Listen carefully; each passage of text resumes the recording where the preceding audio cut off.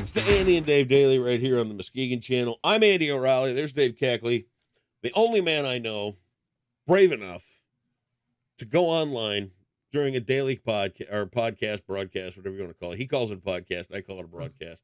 Only man I know brave enough to go on and admit that his ex has cat shit all over her basement floor, and he did nothing about it. It wasn't all over. It was in one spot, A, and B, it was our son's job to clean it up. Yeah. And C, according to him, and he occasionally has a loose relationship with the truth.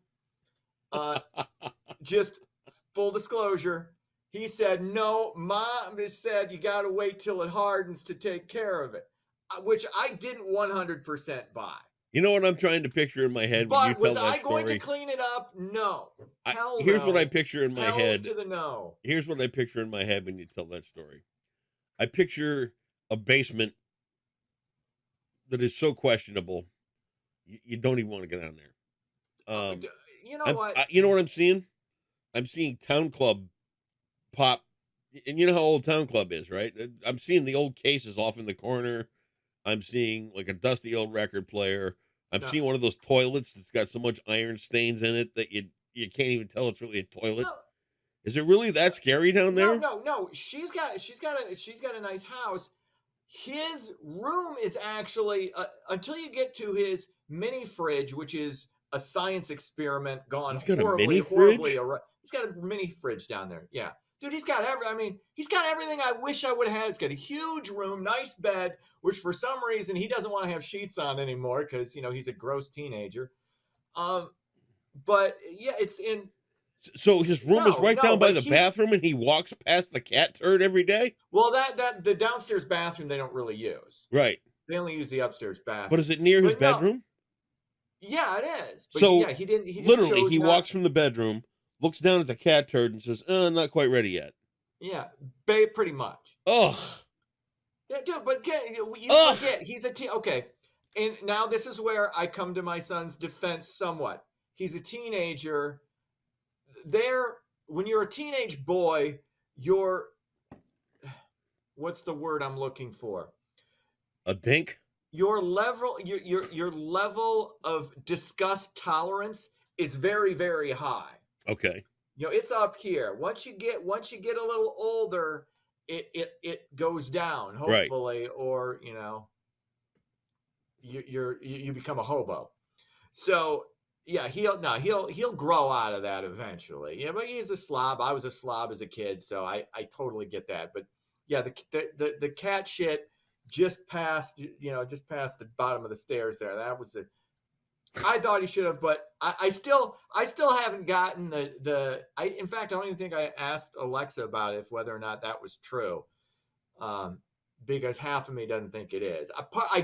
I understand it to an extent, how it's easier to take care of and you don't get the streaks if you are, taking care, because it's carpeted. It's a carpet. It's not tile floor or hardwood floor or anything. So it's different when you're dealing with that and you're dealing with carpet. So maybe you do want to let it harden. I don't know. So yeah. So there's that. Dude, you got to do something about this kid. No, dude, the kid's fine. Tell you what, give him to me for a weekend. No. I'll straighten him right out. Good Lord, no. Yeah. Dude, he's going to come back with type 2 diabetes after 2 days. 2 days with you, he's a diabetic. No. I'll straighten the kid right out. No, you're not. You're going to shove Twinkies down his gullet. I will have him ready to step and fetch just like that. We'll send him to the Andy O boot camp for. No. Oh no, he's already going to a little fitness boot camp. I said yesterday off. I said today. I told him today's leg day. You get your ass in there and you get those. You know what? Here's the thing. Toothpicks. You're raising another meathead, and what you need to do is send him my way, and I'll put him on the straight and narrow. No, I'll get him where he needs to be. This is where I've said this before. It bears repeating. As far as teenagers go, I don't have a ton to complain about because he's just a normal teenage boy with normal teenage boy bullshit. And I can handle that. I can't handle the crazy eccentricities of a lot of your contemporary teens and those a little older these days. So I'm blessed as far as that goes. 100%. You get him out here.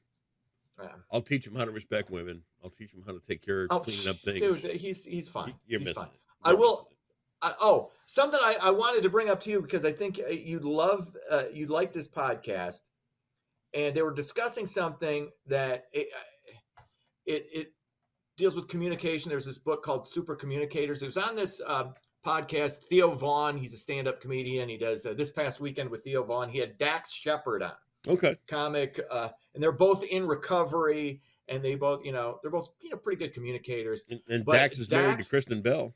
yeah, that's right. Anyway, Dax Shepard was talking about this guy because Dax has a podcast too, and he had this guy on called, I think his name is Charles Duhigg. He wrote this book called Super Communicators, and he's talking about different ways to communicate, and what's one of the main issues you have, and this happens with the male-female relationships, especially where you're talking about the same thing, but your conversation is actually completely different. Like there's some sort of issue, and you're trying to fix the problem, and she's getting really upset about the problem, and the reason is because at that time, like, your neocortex is firing while her amygdala is firing, so your brains aren't in sync. So you're talking about the same issue, but you're having a completely separate conversation just based upon how your brain is functioning at that moment, which is fascinating. I had no idea about any of that. I thought, yeah, and that's why I think at times when you and I will be talking about the same topic, and we're coming at it from like 180 degrees difference, I think that could be because our brains aren't in sync. And it's in a different fashion, like when you hear two singers and they're doing this beautiful duet. If you were to look at a map of their brains, like, they would be indistinguishable because everything's firing. They're completely in sync. You couldn't distinguish one brain from the other because they're that in sync. It's really amazing. I think there's credibility to that for sure. Well, it's not even. It's fact. It's scientific fact. What more do you need, dipshit? I just said there's credibility to that. Well, okay. Okay. So, to my point, you as a conversationalist are immediately, just like you just did, ready to jump into defense, and that's one of your long-term survival mode skills that you adapted 100%. when you were a kid. Mm-hmm. So you immediately have to contradict anything that you perceive as, oh, he just said something different to me. So that's one of your things. The next thing you have is your presentation. Your presentation never comes off as anything other than insistent. You are very rarely open to a discussion when you are trying to state your case for any argument. You do it in such a way that is insistent. And it's not a bad thing. It's just a trait. Insistent to the point, and then you're going to put an exclamation point on the end, and that's where it's going to be. And then when somebody tries to retort, you go back to the fight or flight method of thinking because you immediately need to defend what you just said. And that's a conversational pattern between you and I do the same thing, except I believe that I try to go a little slower in the process of where am I going with this? So I could be wrong on that. I don't know. But that's just the nature of conversation. And there's other people too. There's other people too who I notice on a daily basis have to immediately contradict almost anything I say because of their personality in conversation. I will say this. When you said there's some credibility to that, the reason I jumped in is, I could see that. I thought you were going to come in with a contrary point to that. Of course you did. This wasn't mine. This wasn't something I came up with. This is just scientific fact. I didn't come up with this myself. Right. And to your point, as far as, I try to have conversations. I do tend to jump in. That is a flaw. That is a character flaw in me. I 100% cop to that. What I do also, though, which you seem to ignore, I concede points. I will say that's a fair point. Begrudgingly. However, not begrudgingly. I'll say no. That like I'll say there's some truth there. I see your point there. However, da da da da da da. Right. There's this you have to, and then you will say I don't want to argue about this, or that's how that can sometimes go. So, yeah,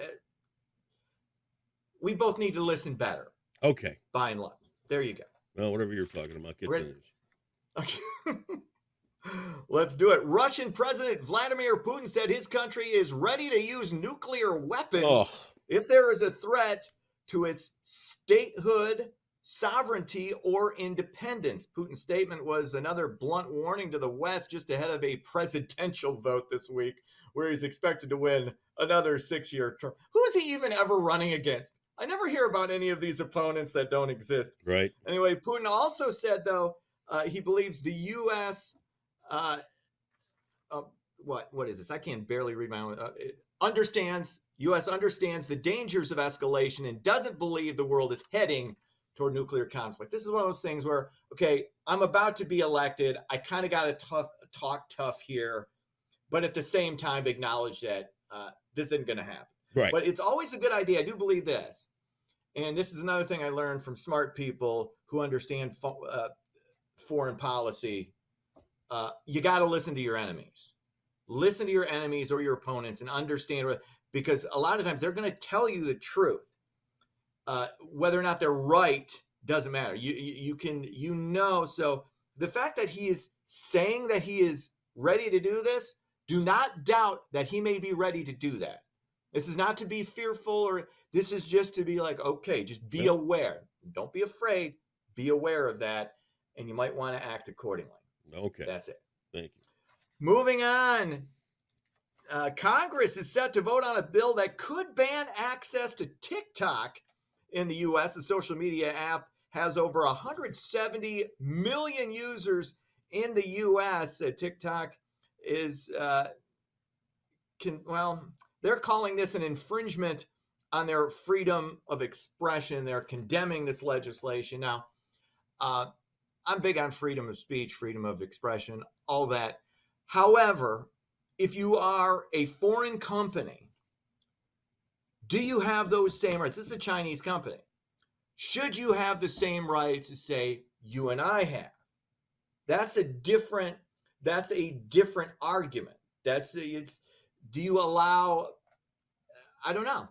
Okay. And I don't know what the answer is to that. So you got up to the plate, you hit the ball. You could have either gone toward the left or to the right field. I'm gonna hit one right down the center. It's a money thing, and I'm gonna underneath it all. Facebook and Twitter charge for their model to help you get the word out. The more you pay Facebook or Twitter, the louder your voice gets. Right? That's the American. You gotta ding yourself though, because it's X now. So whatever. Ding yourself. You know what I mean? I'll ding you right in a dinger. Well, you know what I mean when I say quarterback, so I'm just throwing that out. Well, that's because we're working on Dave with the bell, not me. Because we're always working on me. The bell is a Dave improvement thing, not an Andy improvement thing, right? So think about this: the kind of pressure that comes from the amount of money that gets put into political PACs and goes up to Congress from places like Facebook and X, compared to TikTok, which makes everybody a star and moves everybody up the chain really quick with a louder voice for free, that infringes on their income quickly. And I think you need to start looking at some reality here about how much money gets thrown around politically when it comes to media. And dude, that's so you already know I don't like the idea of TikTok being from China. B, you know I don't like the idea of TikTok and how it's shrinking attention spans. And now looking at TikTok and saying they probably crossed the line over money when it comes to these big media giants and how much they can flood the political scene with. And that's not coming from TikTok. Now we're looking at a TikTok ban. Yeah, I don't know what the answer is here as far as, because we get into it's Chinese spyware, which again it is. but we're already being tracked. Our information's already out there. We can't do anything about this. Right down to the money, I man. don't know. Right It's down to the just, money. it's probably more that. I would tend to agree with that analysis. Finally, you can get your Irish on in Ski Town this coming weekend. The St. Paddy's Day Parade set for Saturday. The event kicks off at 11 a.m. from 6th Street along Western Avenue to 2nd Street, celebrating Irish heritage. Andy, you're a full-fledged Irishman. I was the Grand Marshal last year. It snowed like we were on Hoth. It was really that bad. we literally gave away the last of the parade candy a month ago, so that lasted a while.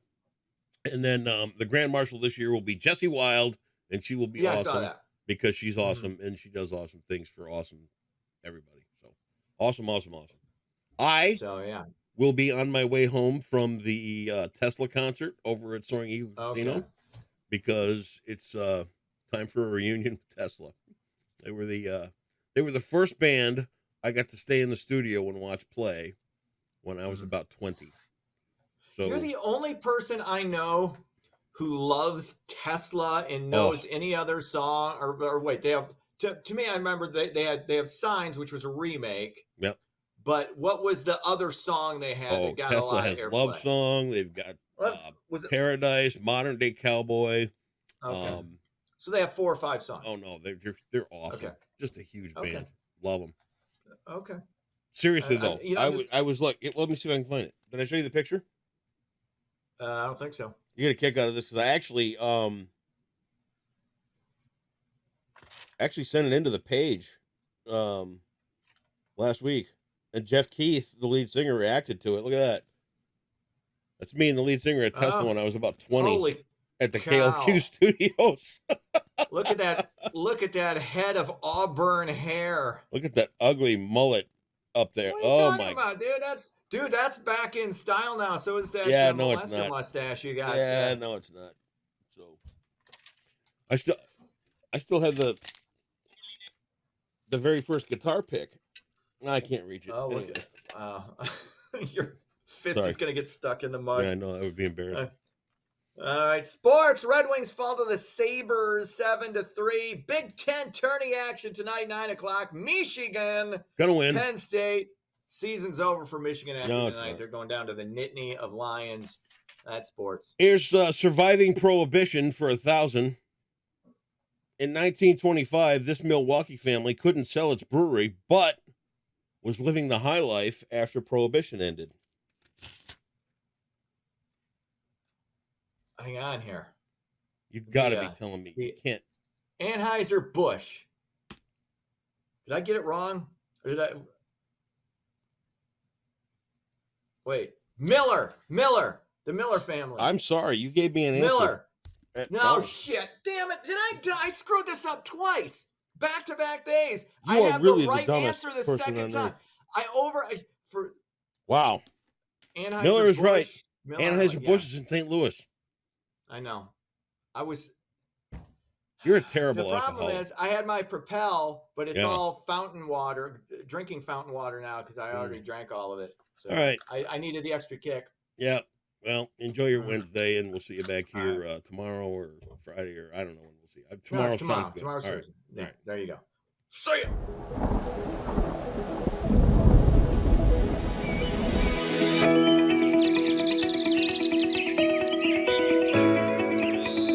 Happy Wednesday, Muskegon. A very nice day is expected with temperatures well into the 60s, so let's take a look at your forecast brought to you by Trinity Health. Like I said, we have a warm Wednesday in store with temperatures, especially away from Lake Michigan, getting into the 60s. We will have rain moving in on Thursday, though, and it could fall as early as later Wednesday night going into Thursday morning. But it does look like cooler weather will settle in for this weekend, and especially next week, with temperatures falling back down into the 30s and 40s, which is actually below average for this time of year. So like I said, today will probably be in the mid-60s, at least across Muskegon County, especially away from Lake Michigan. Lake temperatures right now are in the 30s, so if you're getting close to Lake Michigan, it will definitely be cooler there. And here's what the future radar looks like. This is Wednesday night going into Thursday morning. This is Thursday at 2 a.m. You can see a batch of rain showers is possible moving into West Michigan around that time, but not all models have it, so confidence in it is pretty small, so about a 40% chance of rain Wednesday night going into Thursday morning. But during the daytime hours on Thursday, rain is expected to increase in coverage. So for your Wednesday, we're not expecting rain showers during the daytime hours. We'll likely see increasing high-level clouds, so filtered sunshine during the afternoon, but it will be very nice. We won't have really any wind to notice either, so it will be very warm with temperatures in the mid 60s. Overnight, though, we do have that chance of rain with a low of 43. And then by Thursday, rain chances will definitely increase throughout the daytime hours going into the Thursday night time as well. Friday looks dry right now with partly cloudy skies before another batch of rain is possible late Saturday going into Saturday night. And then maybe some snow showers to contend with as cooler air rushes into the region early next week with highs back into the mid 30s. And that is your warm Wednesday forecast brought to you by Trinity Health on the Muskegon channel. And I'm Coleman's Weather, and have a great day.